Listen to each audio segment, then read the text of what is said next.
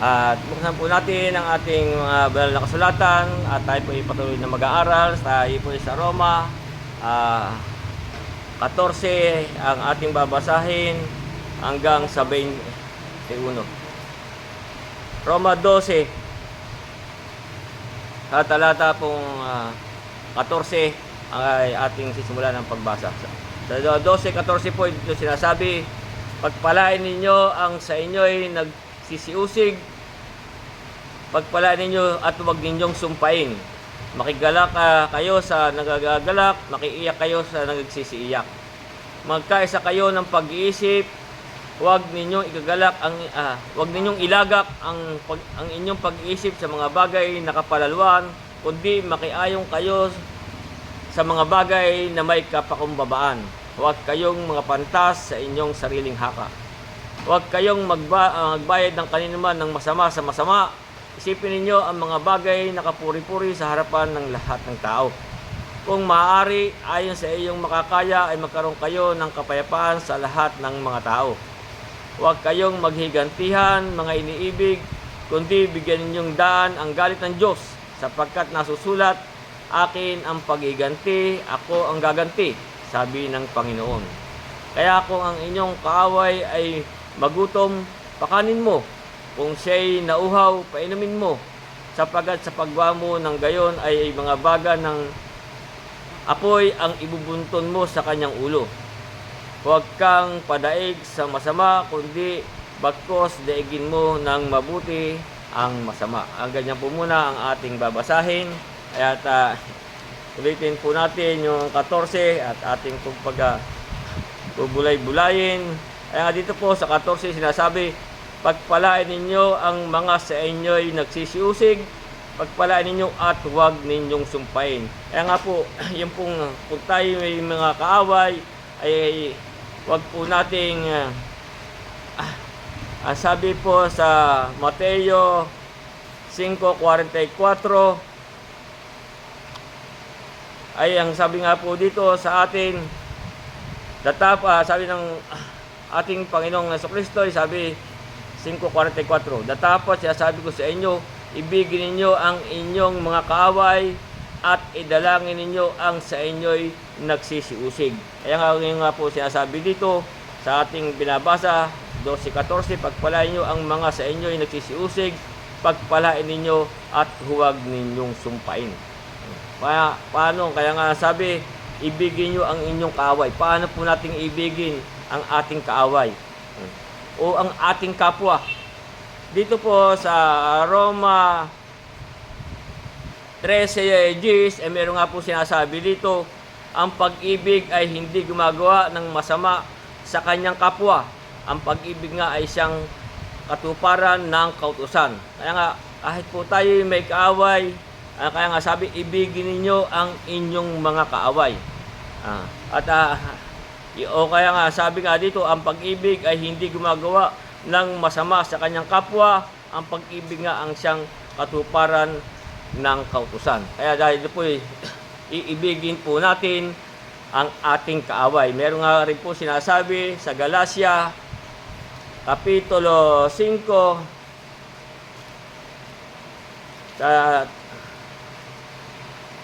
sa talatang 14, kaya nga po ang sabi dito ni Pablo sa 5:14 ng Galacia, sapagkat ang buong kautusan ay natutupad sa isang salita.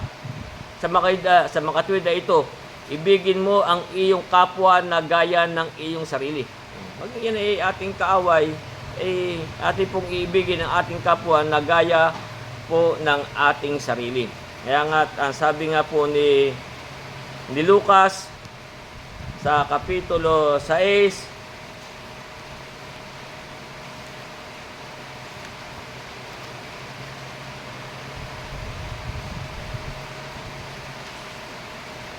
sa 27, kaya nga dito po sinasabi, datapat sinasabi ko sa inyong nakikinig, ibigin ninyo ang inyong mga kaaway, gawan ninyo ng mabuti ang napuput sa inyo.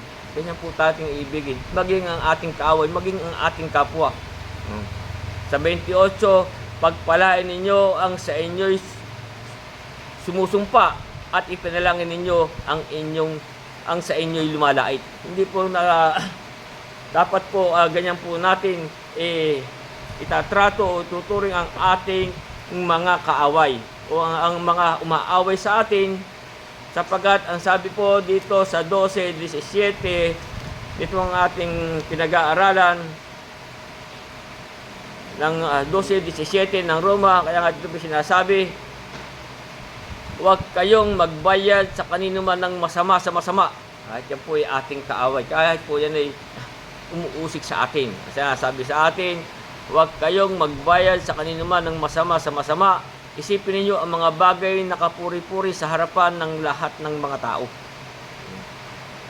Sa 18, kaya nga sinasabi, kung maaari, ayon sa inyong makakaya, o sa atin po makakaya, ay magkaroon kayo ng kapayapaan sa lahat ng mga tao. Kaya nga sa 19, huwag kayong maghigantihan mga iniibig. Kahit tayo sa atin ay kaaway o maaway sa atin, sabi, huwag kayong maghigantihan mga iniibig, kundi bigyan yung daan ang galit ng Diyos, sapagkat nasusulat, akin ang paghiganti, ako ang gaganti, sabi ng Panginoon. Kaya kung ang inyong kaaway ay magutom, pakanin mo.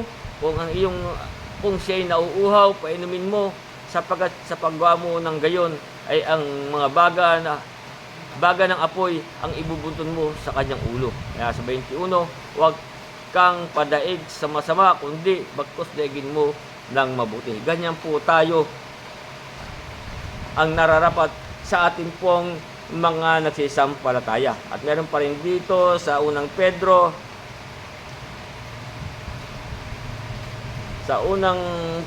Kapitulo 3, dito po ay sinasabi ni Pedro sa talatang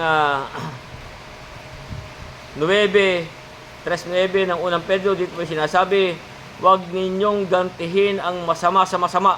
Ganyan po tayo. Huwag po natin gagantihin ang masama sa masama.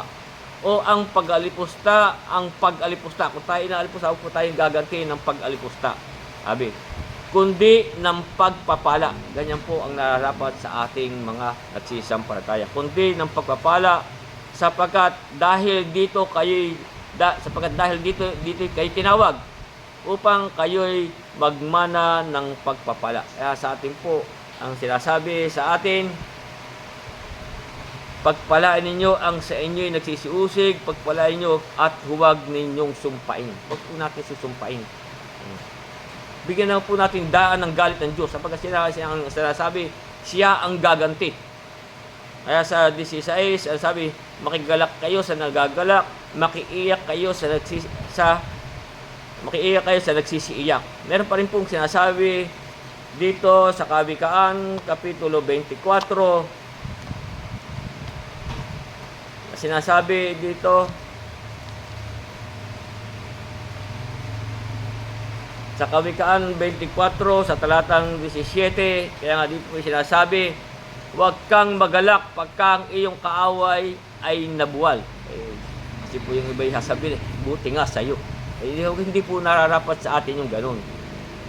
Kaya sa atin pong mga nanampalataya, sabi dito, huwag kang magalak pagka ang iyong kaaway ay nabubuwal, at huwag matuwa ang iyong puso pagka siya'y nabubuwal. Kasi nga po karamihan sa iba tuwan-tuwa pa pagka ganong ang kanilang mga kagalit ay hindi na maganda ang nararanasan, iba po ang ating narinig. Pero sa ating pong mananampalataya ay hindi po ganun. Kaya nga sabi sa atin sa 12:19, huwag kayong maghigantihan mga iniibig, kundi bigyan yung daan ang galit ng Diyos. Diyan po tayo. Sapagkat nasusulat, akin ang paghiganti, ako ang gaganti, sabi ng Panginoon. Kaya sa 16, dito po naman sinasabi, magkaisa kayo ng pag-iisip, huwag ninyong ilagak ang inyong pag-iisip sa mga bagay na kapalaluan, kundi makiayong kayo sa mga bagay na kapakumbabaan. Huwag kayong mga pantas sa inyong sariling haka. Dito po sinasabi sa atin, ibabalik natin sa una, sabi, magkaisa kayo ng pag-iisip. Tayo po sa ating paglakad sa pananampalataya, dapat po tayo ay nagkakaisa ng pag-iisip. Nasabi po dito sa 2 Korinto, Kapitulo 13, sa talatang 11, kaya nga dito sinasabi ni Pablo, sa katapus-tapusan, mga kapatid, paalam na, magpakasakdal kayo, mga aliw kayo, sabi, magkaisa kayo ng pag-iisip. Dapat po sa ating paglakad sa pananampalataya, dapat po ay tayo nagkakaisa ng pag-iisip. Mga buhay kayo sa kapayapaan, dapat po tayo nabubuhay sa kapayapaan. At ang Diyos ng pag-ibig at ng kapayapaan ay sa inyo. Dapat po tayo ay nabubuhay at dapat po tayo ay nagkakaisa ng pag-iisip. At dito po sa unang Pedro sa Kapitulo 3,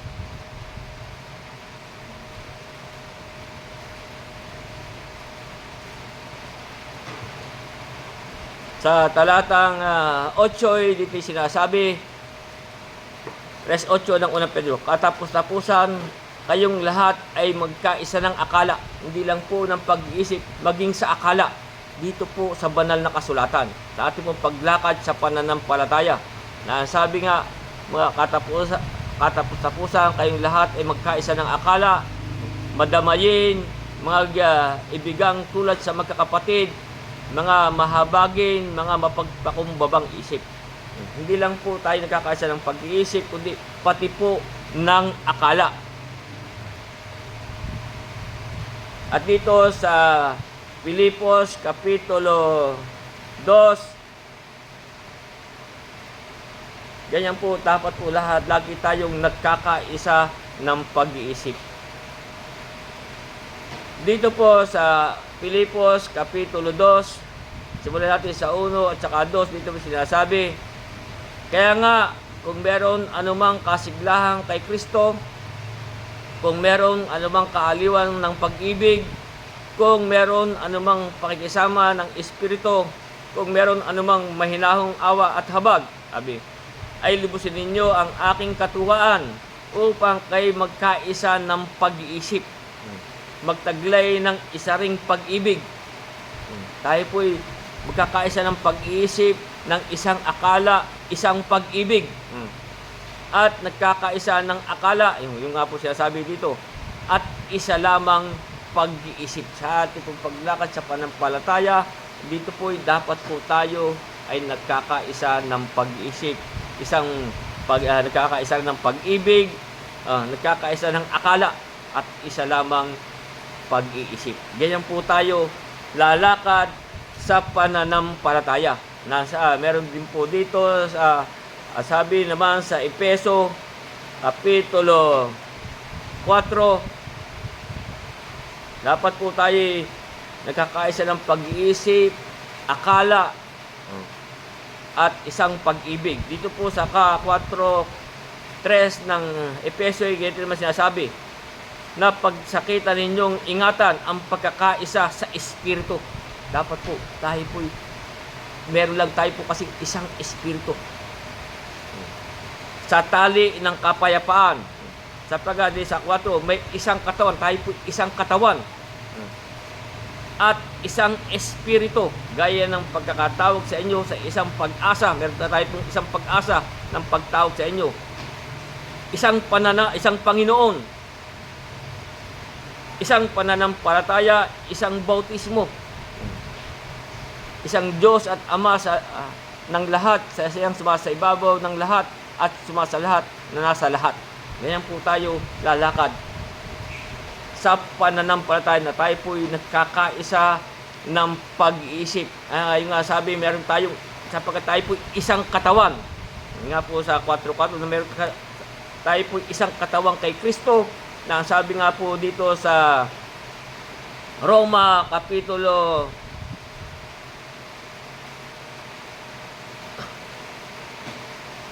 12, talatang 5, natin na pag-aralan, sinasabi ito, gayon din tayo. Marami ay isang katawan kay Kristo at mga sangkap na sama-sama sa isa. Sapagkat tayo po'y isang katawan sa ating Panginoon Kristo. Tayo po'y sama-samang mga sangkap niya. Na tayo po'y dapat meron din isang espiritu. Dito sa unang Korinto, Kapitulo 2, sapagkat ang ating pong tinanggap, hindi po espiritu ng sanlibutan, kundi espiritong mula sa inyo. Dapat po tayo, isa lang tayong espiritu. Meron tayong isang espiritu. Sabi sa 2:12 ng unang Korinto, ngunit ating tinanggap hindi ang espiritu ng sanlibutan, kundi ang espiritong mula sa Diyos, upang ating mapakilala ang mga bagay na sa atin ay ibinigay na walang bayad. Ano pong espiritu ang nasa atin? Ito po yung espiritu mula sa Diyos. Na yung pong sinasabi dito sa Roma 8,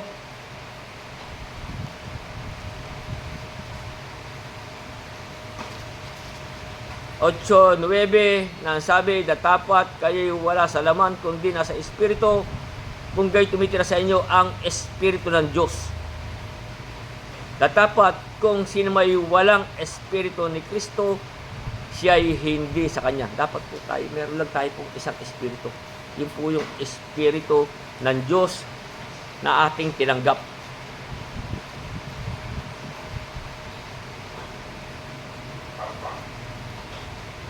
Meron tayong sinasabi nga po dito, gaya ng pagkatawag sa inyo sa isang pag-asa.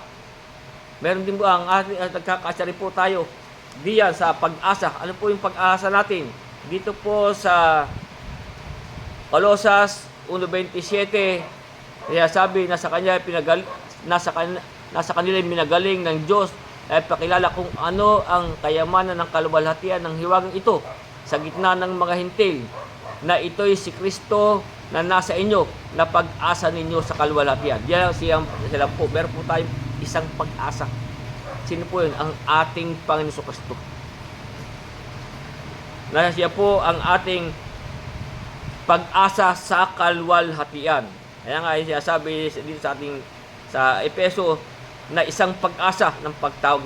Yun lang po ang ating pag-asa sa kaluwalhatian. Isang Panginoon. Dapat po tayo nagkakaisa sa lahat ng mga ganyan. Meron lang po tayong isang Panginoon. Na sabi nga po sa Mateo 23,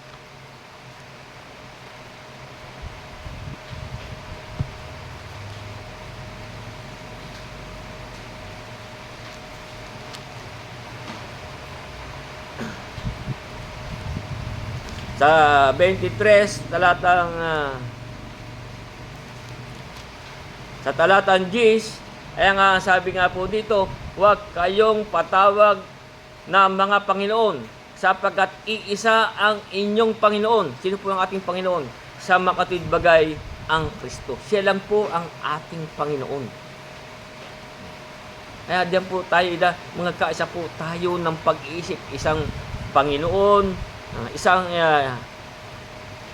katawan, isang espiritu, isang Panginoon, isang pananampalataya. Dapat po, meron lang tayong isang pananampalataya. Sino po ang ating sinampalatayanan? Dito sa Galacia 3:26, kaya nga sabi dito, sapagkat kayong lahat ay anak ng Diyos sa pamamagitan ng pananampalataya kay Kristo Jesus. Dapat po, isang pananampalataya lang po. Sino po ang ating sinampalatayanan? Ang ating Panginoong Kristo.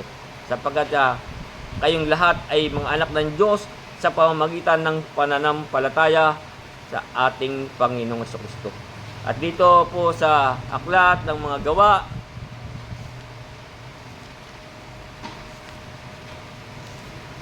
sa 4, sapagkat dito po sinasabi, walang at sa kanino sa 4:12 at sa kanino mang iba'y walang kaligtasan. Kaya nga po, siya lang po ang ating sasampalatayanan sapagkat at sa kanino mang iba'y walang kaligtasan sapagkat walang ibang pangalan sa silong ng langit na ibinigay sa mga tao na sukat nating ikaligtas sa ating Panginoong Hesukristo lang po. Kaya nga mayroon po tayong isang pananampalataya. Isang Panginoon, isang pananampalataya, isang bautismo. Diyan po tayo lahat ay nagkakaisa ng pag-iisip. Meron lang po tayong isang bautismo. Kanino po tayo binautismuhan? Bakit po tayo nagpabautismo? Hindi po katulad ng iba. Kanino ka binautismuhan? Ay, ang sasabihin, doon sa pangalan ng kanilang relihiyon. Sa ating pong tunay na nananampalataya, ang sabi po dito sa Gawa, Kapitulo 2,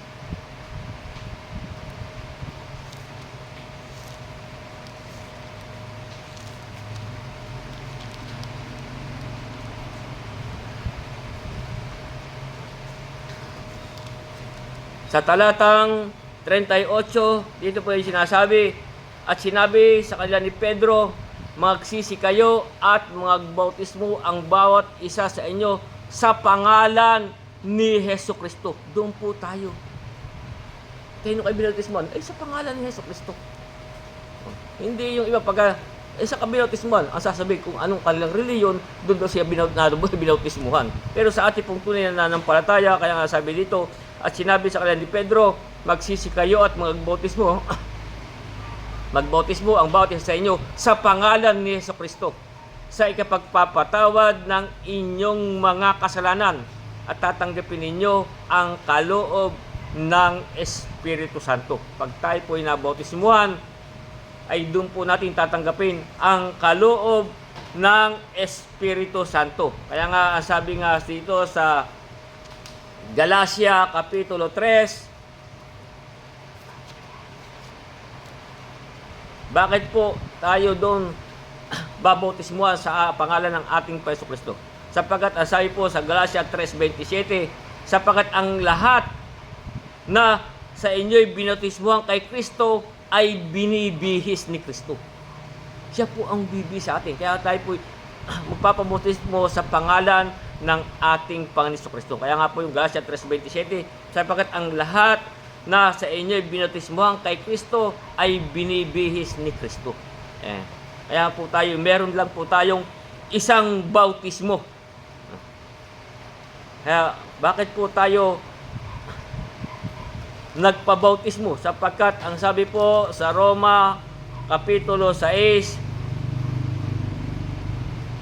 simulan natin sa talatang 3, kaya nga sabi po dito sa stress ng Roma, o hindi ba ganyan nalalaman tayong lahat na mga nabautismuhan kay Kristo Jesus ay nangabautismuhan sa kanyang kamatayan. Kaya po tayo, para po tayo mabautismuhan sa kanyang kamatayan. Tayo ngay nangalibing nakalakip niya sa pamagitan ng bautismo sa kamatayan. Yun po yung ang purpose na kaya po tayo ay nagpapabautismo. Ulitin yung 4, tayo ngay nangalibing nakalakip niya sa pamagitan ng bautismo sa kamatayan, na kung paanong si Kristo ay nabuhay na maguli sa mga patay sa pamamagitan ng kaluwalhatian ng Ama, ay gayon din naman tayong makakalakad sa panibagong buhay, para po tayo makalakad sa panibagong buhay. Sapagkat kung tayo nga ay naging kalakip niya dahil sa kawangisan ng kanyang kamatayan, ay magkakagayon din naman tayo dahil sa kawangisan ng kanyang pagkabuhay na maguli. Kaya nga po tayo ay nagpabautismo. Kaya tayo po ay may isang bautismo. Isa lang po ang ating bautismo sa pangalan ng ating Panginoong Hesukristo. Kaya nga yung iba, yung mga narinig kong na dinodoktrinahan, kahit hindi pa naintindihan, yayayain ka na kaagad na bautismuhan. Dati ako may mga naging boy nakasama, nilekturan doon sa isang relihiyon. Pagbalik dito, sila doon bautismado ng lahat. Sabi ko, inaintindihan ba ninyo ang ibig sabihin ng bautismo? Sabi, hindi. Ba't kayo nagpabautismo? Hindi pala ninyo naiintindihan. Kaya nga, sa ating pong nananampalataya, sabi, isang Panginoon, isang pananampalataya, isang bautismo. Dapat po tayo dyan naintindihan natin bago tayo magpabautismo kung ano po ang kahulugan ng bautismo. Kaya dito po sa ating pananampalataya, dahil nagkakaisa tayo ng pag-iisip. Nasabi sa atin, isang Diyos at Ama. Sabi sa 6, isang Diyos at Ama sa lahat ng lahat na siyang sumasayabaw ng lahat at sumasalahat at nasa lahat. Kaya nga, dito po ay sinasabi dito sa unang Korinto 8:6, meron lang po tayong isang Diyos, ang Ama. Ganyan po tayo nagkakaisa ng pag-iisip. Dito sa unang Korinto sa 8:6, kaya nga dito sinasabi, sa ganang atin ay may isang Diyos lamang, ang Ama, na buhat sa Kanya ang lahat ng mga bagay at tayo sa Kanya. At isa lamang Panginoon. Kaya nga sabi ko sa inyo, isa lang po ang ating Panginoon, si Jesucristo. Nasa pamamagitan niya ang lahat ng mga bagay at tayo sa pamamagitan niya. Kaya nga po tayo, diyan po tayo lahat nagkakaisa ng pag-iisip. At sa Mateo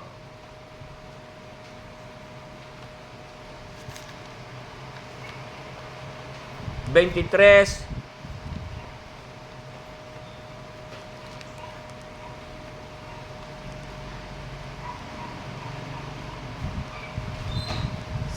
sa talatang 9, kaya nga po sinasabi ito, at huwag ninyong tawagin inyong ama ang sinumang tao sa lupa, sapagkat iisa ang inyong ama, sa makibagay siya na nasa langit.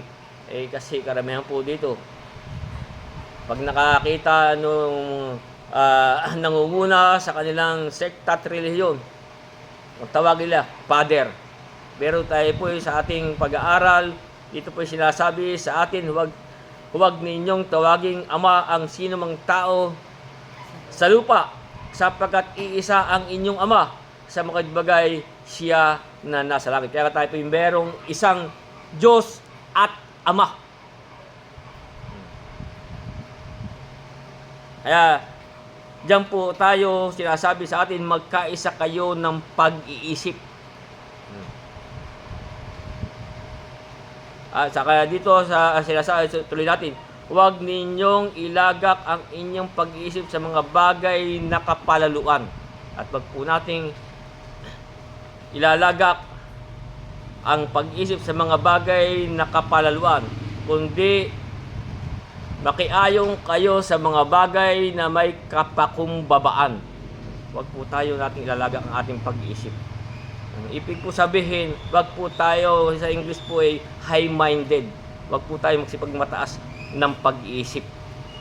Kung nyo pong babasahin sa English, yung po sinasabi ito na kapalaluan. Don't be high-minded. Kaya nga dito sa Roma 12:3 na sinasabi, sapagkat sinasabi ko sa pamamagitan ng biyaya na sa akin ay ibinigay sa bawat tao sa inyo, na huwag mag-isip sa kanyang sarili ng totoong matayog kaysa nararapat niyang isipin, kundi mag-isip na may kahinahunan ayon sa kasukatan ng pananampalataya na binahagi ng Diyos sa bawat isa. Huwag po tayong mag-iisip sa ating sarili ng totoong matayog. Kaya dito po tayo'y inaaralan. Sapagkat dito po sa Mateo 23,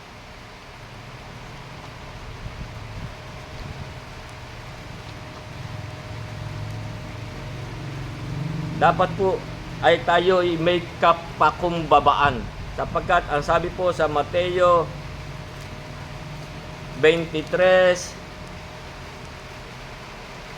sa talatang 12, sapagkat dito po ay sinasabi, ang sinumang nagmamataas ay mabababa, at sino mang nagpapakababa ay matataas. Kaya po tayo inaaralan, huwag ninyong ilagak ang inyong pag-iisip sa mga bagay na kapalaluan, kundi makiayong kayo sa mga bagay na may kapakumbabaan. Huwag po tayong magmamataas ng ating pag-iisip.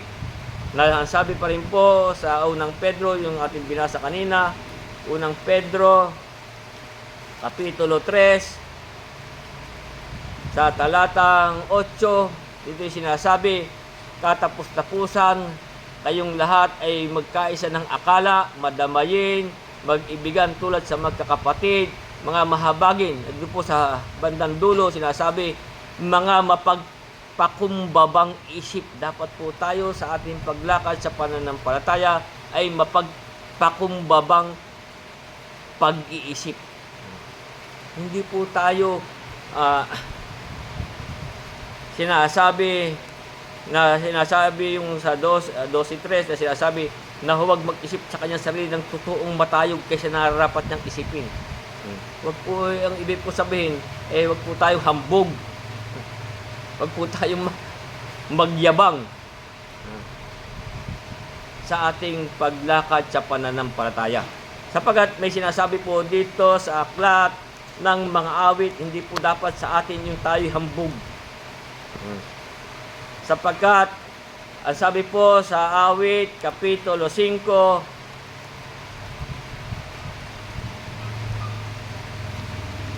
kaya tapos hindi po tayo dapat nagmamataas.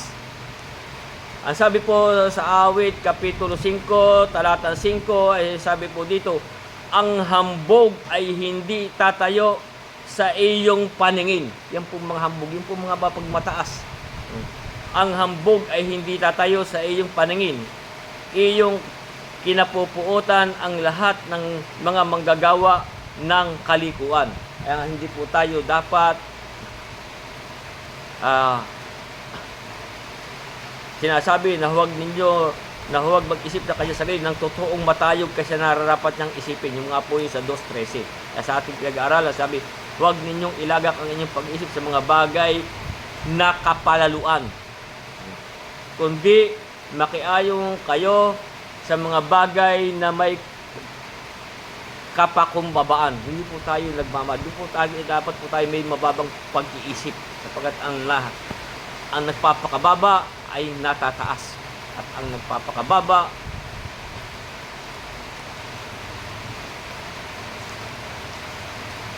sabi ko,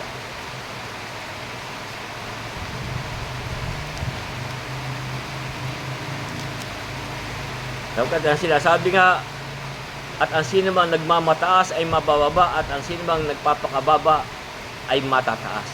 Kaya huwag po tayong magmamataas ng pag-iisip. Kaya nga sabi, ulitin ko natin, magkaisa kayo ng pag-iisip, huwag din yung ilagak ang inyong pag-iisip sa mga bagay na kapalaluan, kundi makiayong kayo sa mga bagay na may kapakumbabaan. Huwag kayong mga pantas sa inyong sariling haka. Huwag po tayong magpapakapantas sa ating sariling haka. Lalong-lalo na po dito sa salita ng Diyos. Sapagkat, ang sabi nga po dito sa Kawikaan, Kapitulo 3,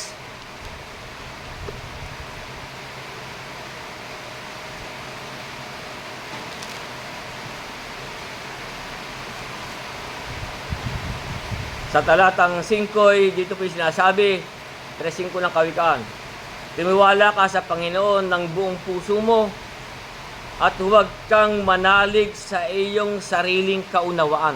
Pagka dito po sa salita, huwag po tayo mananalig sa ating sarili, huwag po tayo mga pantas sa ating sariling haka. Kasi kung tayo po magpapaliwalag ng sa ganang atin, ay talaga pong magkakaiba-iba po tayo ng aral. Kaya nga sabi sa atin, huwag tumiwala ka sa Panginoon ng buong puso mo, huwag kang manalig sa iyong sariling kaunawaan. Kilalanin mo siya sa lahat ng iyong lakad at kanyang ituturo ang iyong mga landas. Huwag kang magpakapantas sa iyong sariling mga mata matakot ka sa Panginoon at hiniwalay ka sa kasamaan. Ganyan po tayo lalakad. Tayo, huwag kayong magpaging pantas sa iyong sariling haka. Lalo-lalo na po dito sa mga salita ng Diyos.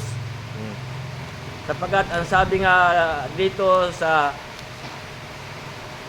Kawikaan 5:1, ang sabi nga dito, anak ko, pakinggan mo ang aking karunungan. Ikiling mo ang iyong pakinig sa aking unawa. Doon po sa kanyang unawa, hindi po sa ating sariling kaunawaan.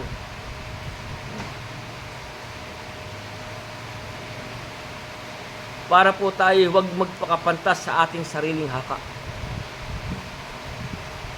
Na ang sabi pa nga po dito sa 4:7 ng Kawikaan, sa karunungan ay pinakapangulong bagay, sabi. Kaya kunin mo ang karunungan. Oo, sa lahat mong kunin mo ang unawa. Yung unawa po, yung po kanyang unawa. Huwag po yung ating sariling kaunawaan. Kapag nga sinasabi dito sa, ulitin ko yung 3:5 ng Kawikaan, tumiwala ka sa Panginoon ng buong puso mo. Huwag kang manalig sa iyong sariling kaunawaan. Lalo na po dito sa banal na kasulatan. Sapagkat meron pong bili sa atin na bawat salita ng hula ay hindi magmumula sa sariling pagpapaliwanag. Yun po yung lagi kong binabasa sa unang Pedro Kapitulo 1.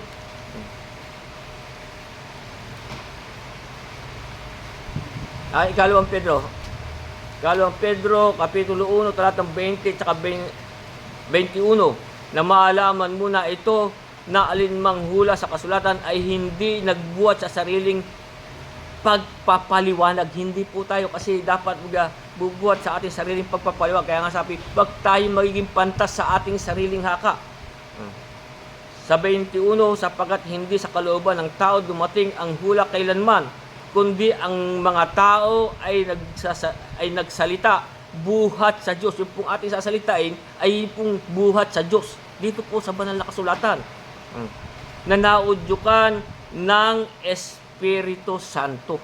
Ganyan po tayo mangangaral. Kaya kung tayo binigyan man ng karunungan o tayong matalino man dito sa lupa, sapagkat tayo po hindi pare-parehas eh. Ang sabi nga dito sa Jeremias Kapitulo 9,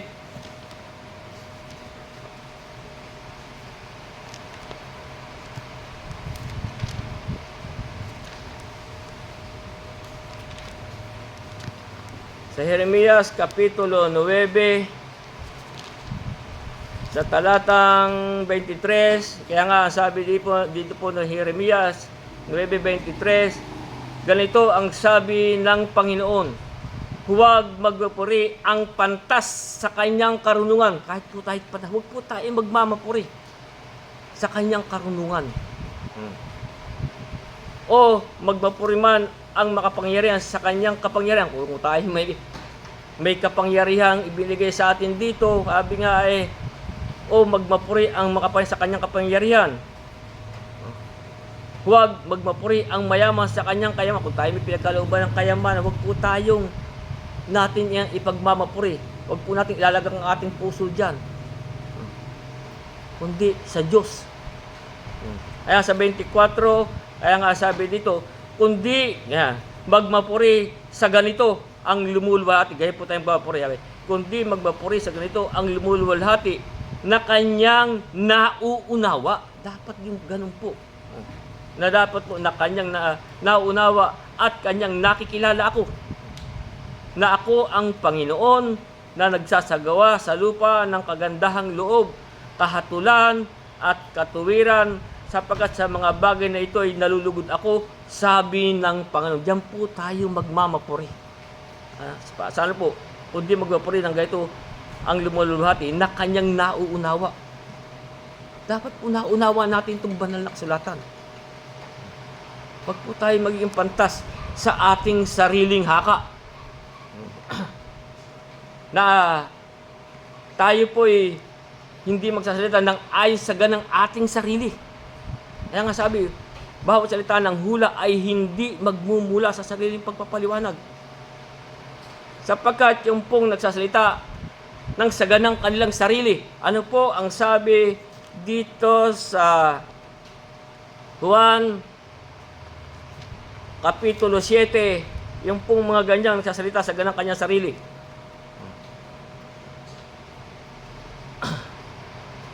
Juan 7:18, kaya nga ang sabi po dito sa Juan 7:18, ang nagsasalita ng saganang kanyang sarili ay humahanap ng kanyang sariling kaluwalhatian. Ang tayo po magsasalita ng saganang ating sarili. Kaya sabi sa atin, bawat salita ng hula, hindi magmumula sa sariling pagpapaliwanag. Huwag po tayo magsasalita ng ating saganang sarili. Sapagkat nga po sinasabi sa 7:18 ng Juan, ang nagsasalita sa ganang kanyang sarili, humahanap ng kanyang sariling kaluwalhatian. Datapwat ang humahanap ng kaluwalhatian yaong sa kanya'y nagsugo, ang gayon ay totoo. At sa kanya'y walang kalikuan. Datapwat ang humahanap ng kaluwalhatian yaong sa kanya'y nagsugo, ang gayon ay totoo. At sa kanya'y walang kalikuan. Kaya nga, kung itataas naman natin sa 7:17, kaya nga dito sinasabi, kung ang sinumang tao ay mag-iibig gumawa ng kanyang kalooban, ay makikilala niya ang turo. Paano natin makikilala ang turo? Kung ito'y sa Diyos o kung ito'y nagsasalita mula sa aking sarili. Na kung ako'y nagsasalita na mula sa aking sarili. Hindi po tayo nagsasalita sa ganang ating sarili eh. Kaya nga sabi, bawat salita ng hula ay hindi magmumula sa sariling pagpapaliwanag. Sapagkat, uulitin ko yung 2 Pedro 1:21, sapagkat hindi sa kalooban ng tao dumating ang hula kailanman, kundi ang tao ay nagsasalita buhat sa Diyos. Dapat po tayo dyan, buhat sa Diyos. Na naudyukan ng Espiritu Santo. Nasabi nga sa 2 Samuel Kapitulo 23,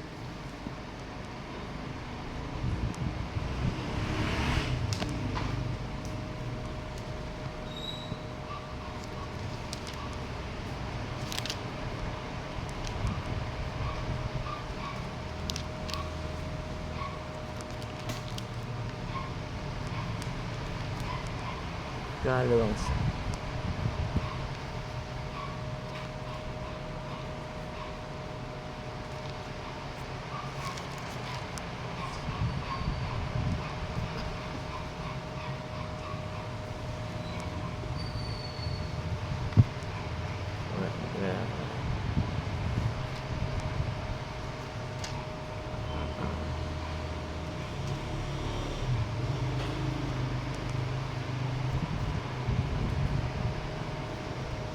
2 Samuel Kapitulo 23, sa talatang 2, dito po yung sinasabi, ang Espiritu ng Panginoon ay nagsalita sa pamamagitan ko.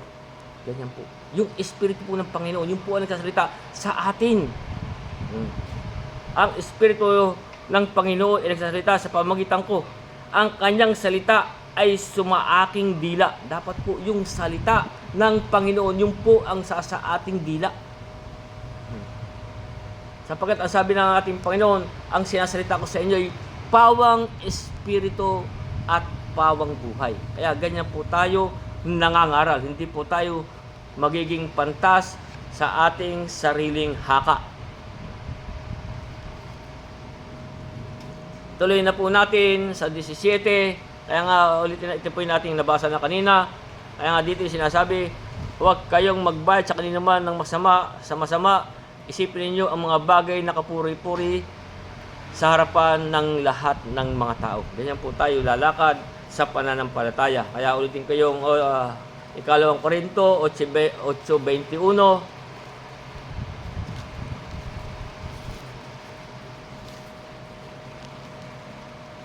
Na sinasabi nga dito sa 8:21 ng ikalawang Korinto, sapagkat iniisip namin ang mga bagay na kapuri-puri, hindi lamang sa paningin ng Panginoon, kundi naman sa paningin ng mga tao. Kaya nga po yung sinasabi sa atin, dito sa bandang huli ng 17, isipin ninyo ang mga bagay na kapuri-puri sa harapan ng lahat ng mga tao. Kaya sabi, huwag tayo magbayad sa kanino man ng masama sa masama.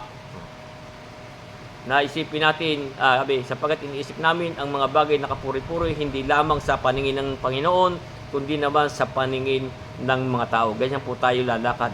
At sa 18, sabi, kung maaari, ayon sa inyong makakaya, ay magkaroon kayo ng kapayapaan sa lahat ng mga tao. Dapat po tayo magkaroon ng kapayapaan sa lahat ng mga tao. Sapagkat, ang sabi po dito sa Hebreo Kapitulo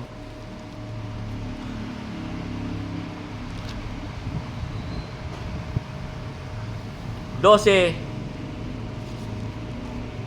sa talatang 14, sapagkat sabi nga dito, sundin ninyo ang kapayapaan sa lahat ng mga tao. Dapat po tayo may kapayapaan sa lahat ng mga tao.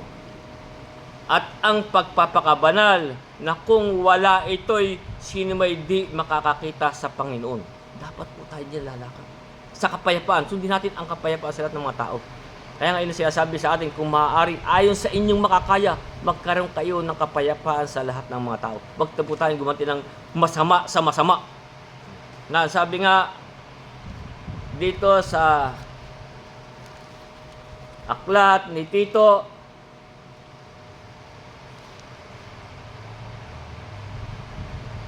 sa 3, talatang 2, na sinasabi na huwag magsalita ng masama tungkol sa kanino man, kahit po yun ating kagalit. Sabi, huwag magsalita ng masama tungkol sa kanino man, na huwag makipagtalo, kundi magpakahinhin, magpakahinahon sa lahat ng mga tao. Tayo po magpapakahinhin sa lahat ng mga tao. Sapagkat ang sabi sa ikalawang Korinto 13:11,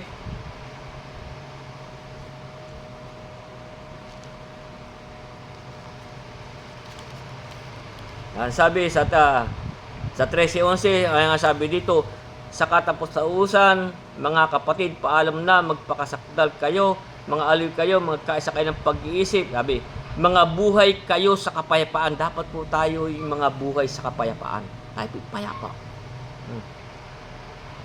At ang Diyos ng pag-ibig at ng kapayapaan ay sa inyo.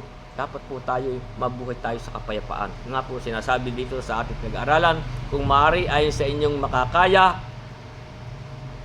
ay magkaroon kayo ng kapayapaan sa lahat ng mga tao. Kaya sa 19, huwag kayong maghigantihan mga iniibig, kundi bigyan ninyong daan ang galit ng Diyos, sapagkat nasusulat, akin ang paghiganti, ako ang gaganti, sabi ng Panginoon. Pag sa Panginoon po na po natin ang mga bagay na iyan. Na sabi nga po sa Hebreo 10,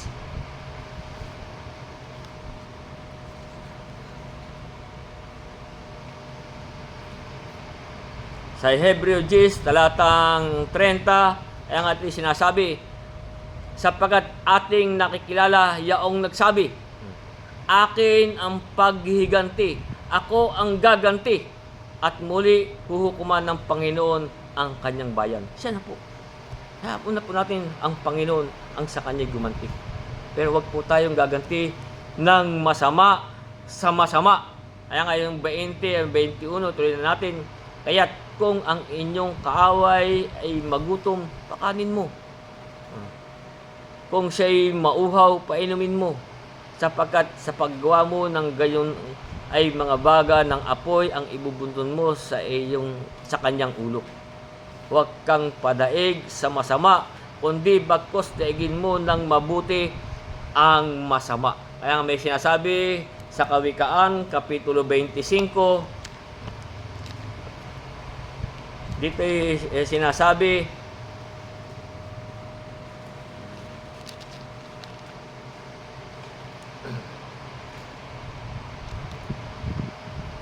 sa 25, talatang 21 at 22, kaya dito sinasabi, kung ang iyong kaaway ay magutom, bigyan mo siya ng ng pagkain na makakain.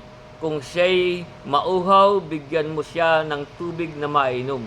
Sapagkat ikaw ay nagbubunton ng baga ng apoy sa kanyang ulo at gagantihan ka ng Panginoon. Tayo po'y gagantihan ng Panginoon.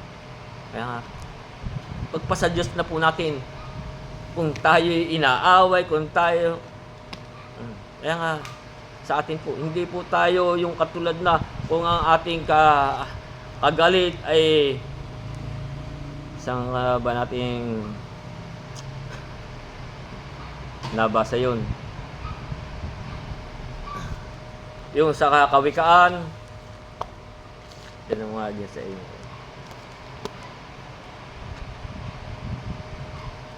Sabihin, 25 ba yun?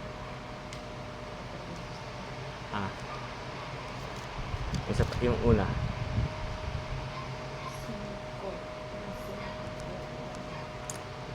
Hindi yun. Dito po, huwag po tayong katulad dito. Sinasabi sa Kawikaan 24:17 na sinasabi, huwag kang magalak pagka ang iyong kaaway ay nabubuwal. At huwag matuwa ang iyong puso pagka siya'y nabubuwal. Hindi po tayo ganun. Kaya, ang lahat po ay ipagpapasa Diyos na nating lahat. Kaya hanggang dyan po muna ang ating pag-aaral at tayo po ay magtatapos.